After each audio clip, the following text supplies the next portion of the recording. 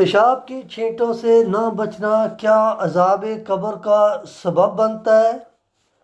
اور بچوں کو کھڑا کر کے پیشاب کروانے والی جو مائیں ہیں ان کے لیے کیا دین میں تلقین ہے؟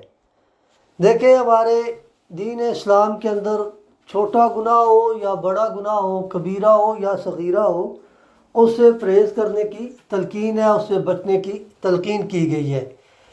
تو نبی علیہ السلام کا ارشاد مبارک ہے کہ پیشاب کی چھینٹوں سے بچیں، یہ عذاب قبر کا سبب بنیں گی۔ پیشاب کی چھینٹیں جو ہے یہ انسان کے جسم کو ناپاک کرتی ہیں، کپڑوں کو ناپاک کرتی ہیں۔